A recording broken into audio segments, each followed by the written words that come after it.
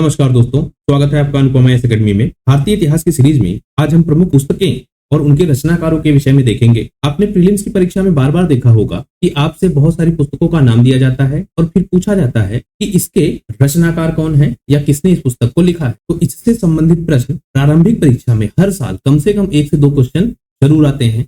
तो इस पूरी वीडियो को देखकर आप प्रारंभिक परीक्षा के कम से कम 1 से 2 क्वेश्चन को बहुत आसानी के साथ अटेम्प्ट कर सकते हैं। तो मैं अनुपम तिवारी स्वागत करता हूं आपका अपने इस YouTube चैनल पर। आइए उन सभी पुस्तकों को देखते हैं जो प्राचीन भारत से संबंधित हैं और प्रारंभिक परीक्षाओं में बार बार पूछी जाती हैं। एक प्रश्न बार बार आपसे पूछा जाता है हेरोडोटस के विषय में। हेरोडोटस एक यूनानी लेखक है और 5वीं सदी ईसा पूर्व में इसका काल हमको मिलता है। इसे इतिहास का पिता कहा जाता है और इसकी पुस्तक है हिस्टोरिका। तो हिस्टोरिका पुस्तक जो कि हेरोडोटस से संबंधित है और हेरोडोटस को इतिहास का पिता कहा जाता है। यह तथ्य आप ध्यान रखेंगे, बहुत बार पूछा गया है। अगला लेखक है विशाखदत्त। विशाखदत्त की सबसे प्रमुख पुस्तक मुद्रा राक्षस हमको मिलती है और ये जो मुद्रा राक्षस पुस्तक है इसके माध्यम से जो चंद्रगुप्त मौर्य है उनके जीवन पर प्रकाश पड़ता है। वह सारी घटनाएं जो चंद्रगुप्त मौर्य से संबंधित हैं वह हमको इस पुस्तक में मिलती है। इस पुस्तक में बताया गया है कि जो चंद्रगुप्त मौर्य हैं वह वृषल कुल से थे या वृषल थे, जिनको कुलहीन कहा जाता है, मतलब किसी कुल से वह संबंधित नहीं है। आपने मौर्य वंश वाली अगर वीडियो देखी हो तो मौर्य वंश का संस्थापक हमको मिलता है चंद्रगुप्त मौर्य, यह आपको ज्ञात होगा। और इसने नंद वंश के राजा धनानंद को हराया था, यह भी आपको ज्ञात होगा। इस पूरे घटनाक्रम में एक प्रमुख व्यक्ति चाणक्य मिलता है आपको, जो चंद्रगुप्त मौर्य की मदद करता है इस धनानंद को हराने के लिए। तो जो धनानंद को हराने के लिए घटनाक्रम है उस पूरे घटनाक्रम का जो वर्णन हमको मिलता है वह इस मुद्रा राक्षस पुस्तक में ही मिलता है। चंद्रगुप्त मौर्य के विषय में देखा था कि इसको अलग अलग वर्ण का माना जाता है।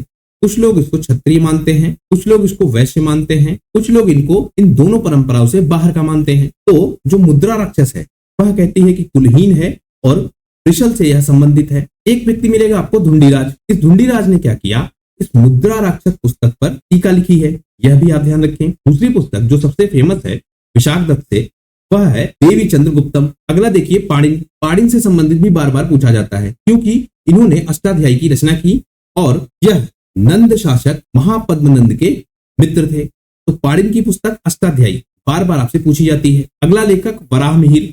वराहमिहिर की पुस्तक बृहद जातक, पंच सिद्धांतिका और बृहद संहिता। तो यह 3 पुस्तकें वराहमिहिर से संबंधित आपसे पूछी जाती है। यह भी आप ध्यान रखेंगे कि वराहमिहिर कब का है, गुप्त काल का। ये जो वराहमिहिर की पुस्तक है पंच सिद्धांतिका, यह आधारित किस पे है, ज्योतिष पर, और वो भी यूनानी, यह भी आप ध्यान रखेंगे। अगला लेखक ब्रह्मागुप्त। ब्रह्मागुप्त क्या है, एक गणितज्ञ है और इनकी पुस्तक ब्रह्मास्फुट सिद्धांत हमको मिलती है। आर्यभट्ट बहुत इंपॉर्टेंट है, ध्यान रखिएगा आप, एक गणितज्ञ और खगोल शास्त्री के रूप में यह फेमस है।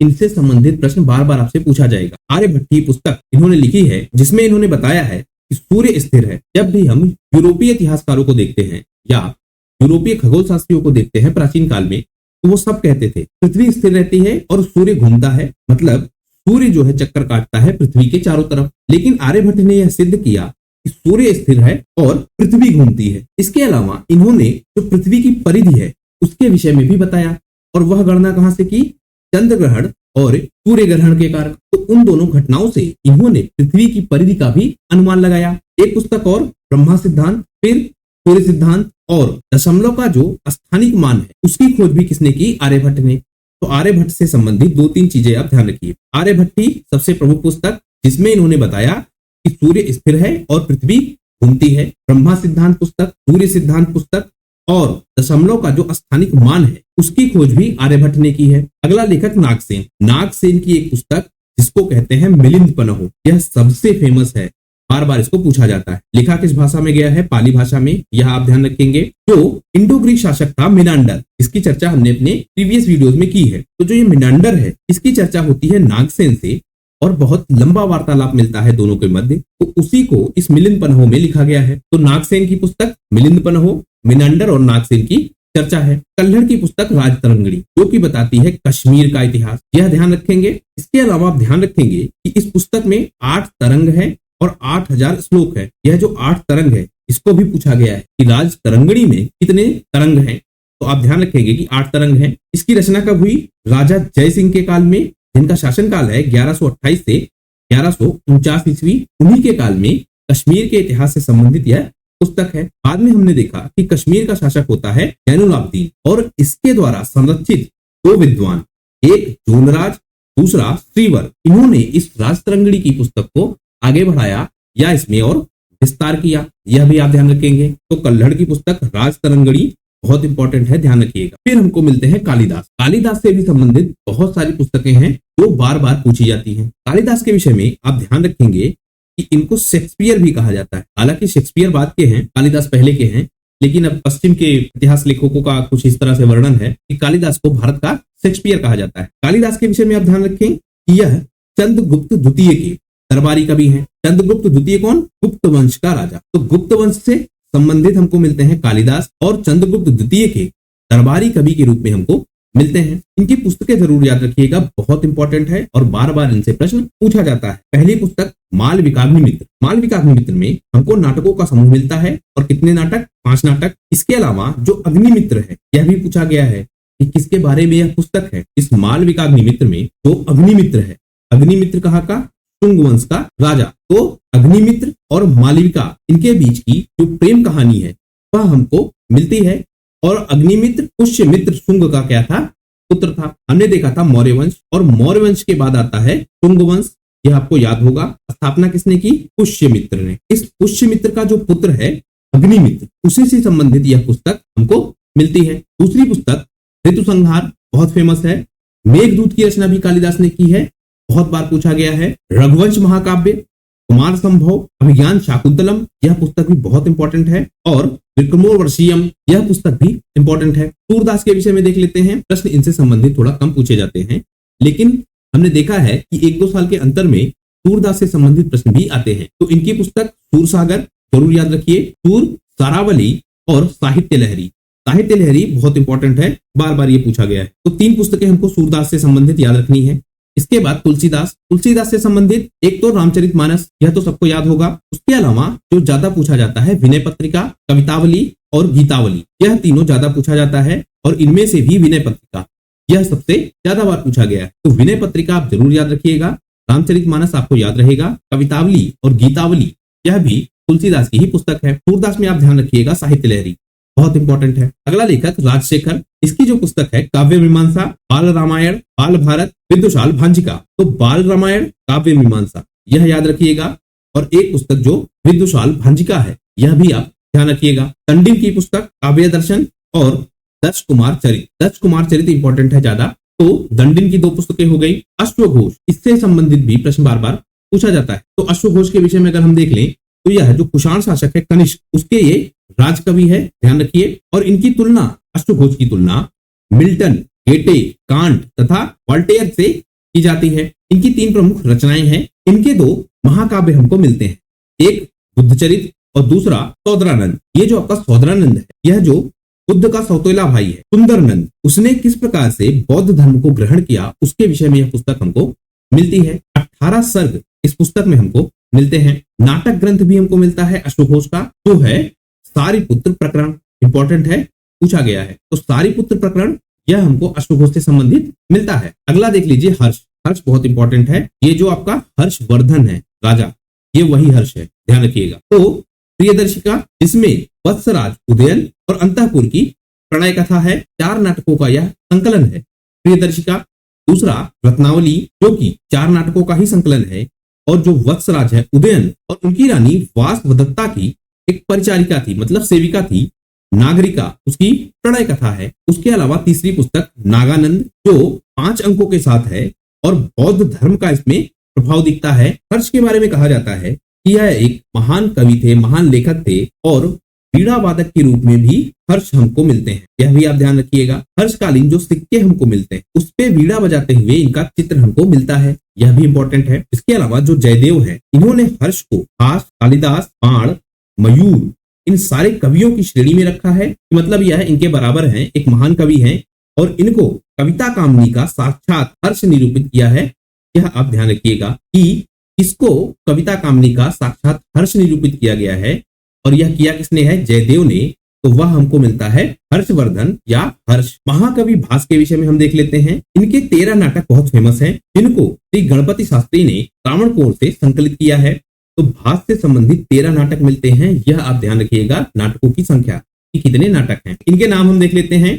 तो प्रतिज्ञा, यौगंधरायण, स्वप्नवास वदत्ता, यह इंपॉर्टेंट है, ध्यान रखिएगा। यह भास की रचना है। उरुभंग, दूतवाक्य, पंचरात्र, बालचरित, दूत घटोत्कच, यह भी इंपॉर्टेंट है। कर्णभार, मध्यम व्यायोग, प्रतिभा नाटक, अभिषेक नाटक, अभिमारक और चारुदत्त। तो 3 आप जरूर याद रखिएगा, एक चारुदत्त, दूसरा स्वप्नवास वदत्ता, तीसरा दूत घटोत्कच। तो यह तीनों ज्यादा इंपॉर्टेंट है। वैसे इनके 13 नाटक हैं, यह भी आप ध्यान रखिएगा। अगला लेखक जयदेव। जयदेव जो बंगाल का अंतिम सेन शासक है, लक्ष्मण सेन, उसके द्वारा आश्रित यह महाकवि हमको मिलता है। गीत गोविंद की इन्होंने रचना की है। ये बहुत इंपॉर्टेंट है, पूछा जाता है बहुत बार। इसे गीत काव्य भी कहा जाता है। 12 सर्ग हैं इसमें और हर सर्ग में गीत हमको मिलते हैं। अगला आपका विष्णुगुप्त। विष्णुगुप्त की पुस्तक पंचतंत्र, यह इंपॉर्टेंट है और मूलतः यह संस्कृत भाषा में लिखी गई है। यह जो पुस्तक है पंचतंत्र, यह 15 भारतीय तथा 40 विदेशी भाषाओं में अनुवादित की गई है। यह भी आप ध्यान रखेंगे। रूड गर्टन ने कहा है कि इस पुस्तक को, पंचतंत्र को 50 से अधिक भाषाओं में और 200 से अधिक स्वरूपों में ट्रांसलेट किया गया है। बहुत इंपॉर्टेंट फैक्ट ध्यान रखिएगा कि भारत की सर्वाधिक बार अनुवादित यह पुस्तक मानी जाती है। कौन सी? पंचतंत्र। मुगल काल में इसका फारसी में भी अनुवाद हुआ, आयर ए दानिश के नाम से। और यह किया किसने? अब्दुल फजल ने। तो अब्दुल फजल ने आयर ए दानिश के नाम से इसका फारसी में अनुवाद किया मुगल काल में। यह भी आप ध्यान रखें। इसके साथ सबसे ज्यादा बार किसी भारतीय पुस्तक को अगर अनुवादित किया गया है तो वह है आपकी पंचतंत्र। अगला देख लीजिए आप, आचार्य सर्ववर्मा। इनकी पुस्तक कातंत्र व्याकरण हमको मिलती है, जो कि 5 खंडों में है। हिंदी और संस्कृत भाषा में यह हमको मिलती है। अस्कर द्वितीय, या जिनको अस्कराचार्य के नाम से भी जाना जाता है। इनकी पुस्तक सिद्धांत शिरोमणि बहुत इंपॉर्टेंट है, हमको मिलती है और यह 4 भागों में विभाजित है। बीज गणित पर मुख्यतः यह आधारित है। सिद्धांत शिरोमणि के 4 भाग हमको मिलते हैं। एक लीलावती, दूसरा ग्रह गणित, तीसरा कुलाध्याय और चौथा बीज गणित। बीज गणित बहुत इंपॉर्टेंट है और लीलावती बहुत इंपॉर्टेंट है। दोनों बार बार पूछे जाते हैं। तो लीलावती, बीज गणित, गोलाध्याय, ग्रह गणित, यह चारों भाग हैं किसके? सिद्धांत शिरोमणि के, जो मूल पुस्तक है। और इसकी रचना किसने की है? अस्कराचार्य ने। तो कई बार आपसे यह मूल पुस्तक पूछा जाता है, कई बार जो इसके भाग हैं वह भी आपसे पूछा जाता है। लीलावती आप ध्यान रखेंगे, बहुत बार पूछा गया है। विज्ञानेश्वर, इनको भी आप ध्यान रखिएगा। और इनकी पुस्तक मिताक्षरा, जो कि 12वीं शताब्दी की रचना है, बहुत बार पूछा गया है। जो आपकी यह मिताक्षरा पुस्तक है, इसका अंग्रेजी अनुवाद भी हमको मिलता है, जिसको किया है किसने? हेनरी थॉमस होलब्रुक ने, और वह भी 19वीं शताब्दी में। यह जो आपकी मिताक्षरा पुस्तक है, इसमें हिंदू नियमों का उल्लेख हमको मिलता है, यह भी आप ध्यान रखेंगे। फिर आप देख लीजिए पल्लव नरेश महेंद्र वर्मन को। इनकी पुस्तक हमको मिलती है मत्त विलास प्रहसन, और यह एक संस्कृत नाटक है। धार्मिक आडंबरों पर यह एक कटाक्ष है और इस पुस्तक में भी हिंदू नियमों का उल्लेख किया गया है। दंडी की पुस्तक आप जरूर याद रखिएगा, दश कुमार चरितम तथा काव्यादर्श। दश कुमार चरितम बहुत इंपॉर्टेंट है, बहुत बार पूछा गया है। मनु की पुस्तक मनुस्मृति सबको याद होगा, लेकिन 18 स्मृतियों का जो सम्मिलित रूप है यह हमको मनुस्मृति में मिलता है। तो ये 18 की जो संख्या है यह आप ध्यान रखेंगे। मनुस्मृति जो हिंदू धर्म है उससे संबंधित जो व्यवस्थाएं हैं, सामाजिक नियम है, उसके विषय में हमको विस्तृत चर्चा मिलती है। और जब आप देखेंगे इस मनुस्मृति का अनुवाद होगा अ कोड ऑफ डेंटुलॉज के नाम से, तो उस समय हम देखेंगे कि मनुस्मृति की बहुत सारी कमियों को समाज को दिखाया जाएगा और यह बताया जाएगा कि यह जो व्यवस्था है मनुस्मृति की, यही मूल कारण है भारतीय समाज के पिछड़े होने का। तो इस पुस्तक की बहुत आलोचना आपको मिलेगी। मैंने मनुस्मृति की जो पुस्तक है, इस पुस्तक को बहुत डिटेल में आपको समझाया है और आपको समझाया है यह एक स्मृति ग्रंथ है। अन्य स्मृति ग्रंथ जो इसी के काल में लिखे गए, उनमें भी मनुस्मृति के समान ही बहुत सारी चीजें लिखी हैं, लेकिन मनुस्मृति के तथ्यों को किस तरह से तोड़ मड़ोड़ कर पेश किया गया और उसका लक्ष्य क्या था? भारतीय समाज को नीचा दिखाना। तो आप समझ पाएंगे कि वास्तव में जो मनुस्मृति में लिखे तथ्य हैं वह कितने सही हैं और कितने गलत हैं। डेडिकेटेड वीडियो आपको इसी चैनल पर मिल जाएगी, आप उसको चाहे तो देख सकते हैं। शूद्रक की पुस्तक मृच्छकटिकम इंपॉर्टेंट है और यह एक नाटक है, ध्यान रखें। और इस पुस्तक में या इस नाटक में जो ब्राह्मण है चारुदत्त और जो उज्जैनी की गणिका है बसंत सेना, उसके प्रेम की कहानी हमको मिलती है। हारव की पुस्तक किरातार्जुनीयम, यह भी आप ध्यान रखेंगे। वत्स भट्टी की पुस्तक रावणवध, अमर सिंह की पुस्तक अमरकोश, यह भी आप ध्यान रखेंगे। इसके अलावा बाण की पुस्तक हर्षचरित ये बाण भट्ट हैं, आप ध्यान रखिएगा। शॉर्ट में आपको बाण मिलेगा, लेकिन इनकी पुस्तक जो हर्षचरित है, जो एक ऐतिहासिक पुस्तक भी है, हमको सामाजिक व्यवस्था के विषय में बहुत कुछ बताती है। हम आने वाले वीडियोस में देखेंगे कि यह जो हर्षचरित है, यह किस तरह के ऐतिहासिक साक्ष्य हमको देखती है, वह भी हम समझेंगे। लेकिन आप इतना ध्यान रखिए कि बाण भट्ट की पुस्तक हर्षचरित और कादम्बरी हमको मिलती है, दोनों इंपॉर्टेंट है, ध्यान रखिए। चंद्रगोमी की पुस्तक चंद्र व्याकरण, बुद्ध घोष की पुस्तक विशुद्धिमग, यह भी आप ध्यान रखें। शून्य के विषय में आप देख लीजिए, थोड़ा सा कंफ्यूजिंग हो जाता है। सबसे पहली चीज कि शून्य की खोज कब हुई, तो ईसा पूर्व 2री सदी में इसकी खोज हुई, पहला फैक्ट। दूसरा, अज्ञात भारतीय द्वारा इसकी खोज हुई है, मतलब किसी भारतीय ने इसकी खोज की है, यह तो हमको ज्ञात है, लेकिन वह भारतीय व्यक्ति कौन है, यह हमको ज्ञात नहीं है। आयोग ने इस तथ्य को सही माना है कि अज्ञान भारतीय द्वारा की खोज की गई है, इसीलिए आप इसको ध्यान रखिएगा। अरबों ने भारत से सीखा और उसके बाद यूरोप में इस शून्य को फैलाया। अरब देश में हम देखते हैं तो शून्य का पहली बार प्रयोग होता है कब, 873 ईस्वी में, और भारत में कब खोज हुई है, ईसा पूर्व 2री सदी में। तो ये सारे तथ्य जो शून्य से संबंधित है, यह ध्यान रखिए। सिद्धसेन की पुस्तक न्यायावतार, कामंद की पुस्तक नीति शास्त्र, यह भी पूछा जा सकता है, तो आप इसको भी ध्यान रखिएगा। वात्स्यायन की पुस्तक ध्यान रखिए जरूर, कामसूत्र, बहुत बार पूछा गया है यह। चरक की पुस्तक चरक संहिता, याद होगा सबको।